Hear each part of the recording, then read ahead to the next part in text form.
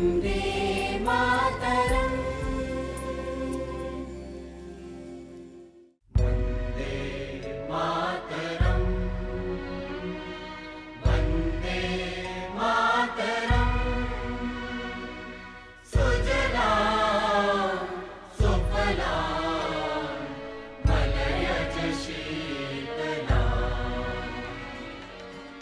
मातरम यानी एक ऐसी रचना जो भारत की आजादी की लड़ाई का नारा बन गई।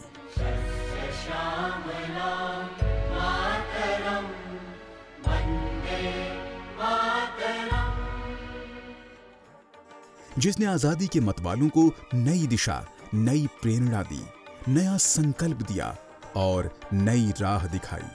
जो रचना आजादी के आंदोलन में शामिल होकर और बाद में देश का राष्ट्रगीत बनकर अमर अजर हो गई, उस वंदे मातरम के लेखक थे बंकिम चंद्र चटर्जी।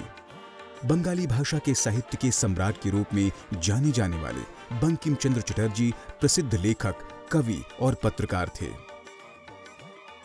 26 जून 1829 को वर्तमान पश्चिम बंगाल के उत्तर 24 परगना नैहाटी के कंठपुरा गांव में जन्मे बंकिम चंद्र चटर्जी बंगला साहित्य के ऐसे महान साहित्यकार थे जो भारतीय राष्ट्रवाद के शुरुआती समर्थकों में से एक थे और उनकी रचनाएं स्वतंत्रता संग्राम को प्रेरणा देती थीं।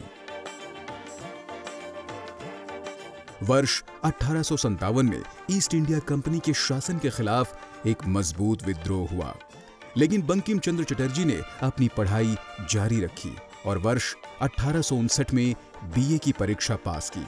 कलकत्ता के उपराज्यपाल ने उसी साल बंकिम चंद्र चटर्जी को डिप्टी कलेक्टर नियुक्त किया। वह 32 वर्षों तक सरकारी सेवा में कार्यरत रहे और वर्ष 1891 में सेवानिवृत्त हुए। बंकिम चंद्र चटर्जी का महाकाव्य उपन्यास आनंद मठ 1770 से 1820 के बीच चले सन्यासी विद्रोह की पृष्ठभूमि से प्रभावित था। यह वह उपन्यास है जिसका एक गीत वंदे मातरम राष्ट्रगीत बन गया और आजादी के संघर्ष में जिसने आंदोलनकारियों को अद्भुत उत्साह से भर दिया।